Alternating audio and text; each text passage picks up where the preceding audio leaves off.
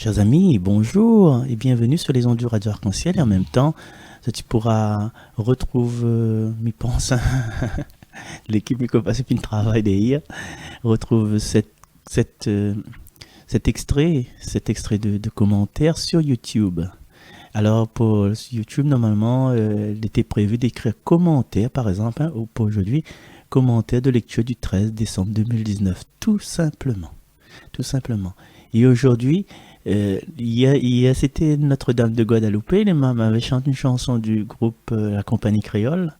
Et dans cette même région Caraïbes, hein, aujourd'hui nous fêtons Sainte-Lucie, Vierge et Martyr. Donc bonne fête à toutes les Lucie. Lucie Nala. Connais-les. Connais-les. Et aujourd'hui, la lecture du livre d'Isaïe au chapitre 48 n'a juste deux versets, trois versets, 17, 18, 19. Et le Seigneur, quand il parle de façon laconique, entre guillemets, comment dire, concis, de façon concis. Et que ça lui dit à nous aujourd'hui, il dit à nous, ainsi parle le Seigneur, ton Rédempteur, Saint d'Israël. Déjà, il présente à lui comme le Rédempteur, celui celui qui aime, c'est tout amour, rédemption. Rédemption, c'est quand on croit que toute la fin, le foutu en fait. Mais non, là, il vient, il relève le faible. Tu viens relever le faible. C'est ça, tout ça chanter? Ben chante, ma fille. Donc, il est notre rédempteur, c'est-à-dire il donne à nous cette espérance et il nous est sûr de son amour. Je sais en qui j'ai mis mon espérance, je suis sûr de mon salut. Et il est le Saint d'Israël, un Saint avec un grand S. Un grand S. Et quoi il rajoute, je suis le Seigneur ton Dieu. Je te donne un enseignement utile. Je te guide sur le chemin où tu marches. Si seulement tu avais prêté attention à mes commandements, ta paix serait comme un fleuve, ta justice comme les flots de la mer.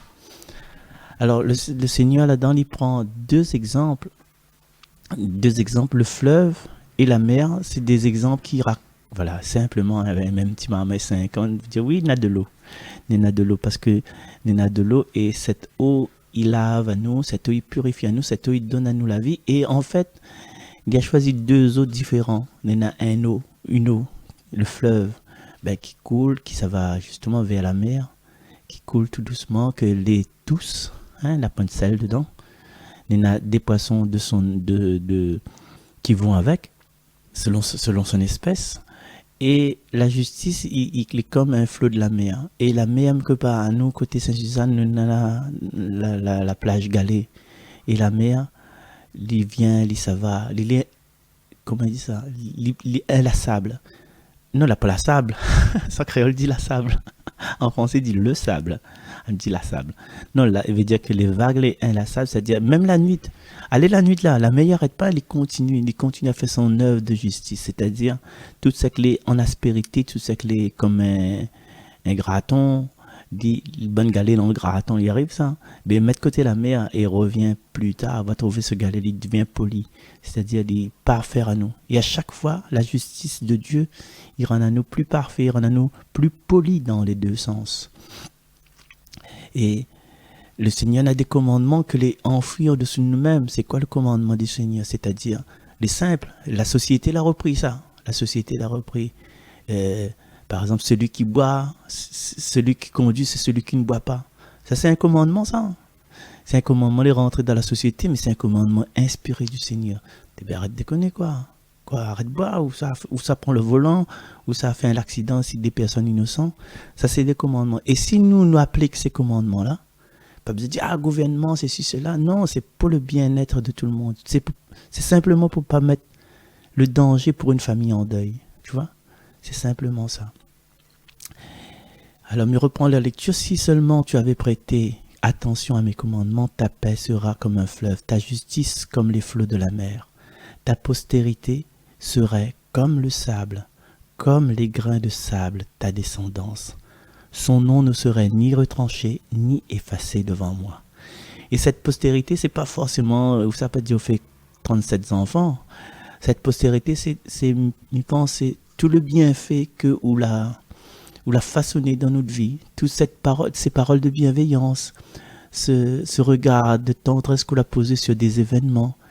Et Padre Pio a dit comme ça, elle a dit, des fois en fait, quand on est confronté à quelqu'un qu'on n'aime pas, qui met de la colère, qu'on ne sent pas au bien que lui, en fait, il faut voir que ça c'est un cadeau du ciel, un cadeau de Dieu, que va permettre à eux de changer de comportement, de changer de mentalité, justement devant cette personne qui met en colère là.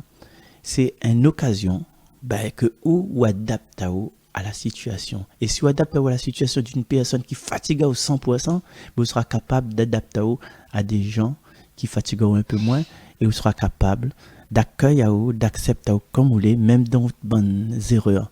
Du coup, à un moment donné, si vous accueillez tout ça, si vous prenez vraiment le Seigneur comme votre rédempteur, vous l'a pu pour auto-saboter, vous l'a pu pour auto-juger. Et quand on arrête juger, quand on arrête saboter, quand on arrête maltraiter, il est plus facile d'accueillir l'autre parce qu'on l'a fini d'accueillir même.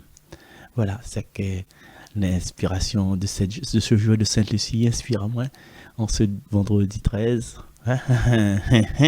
Vendredi 13. Demain, c'est samedi. Samedi 14. Et nous retrouvons demain. Samedi 14. Bye.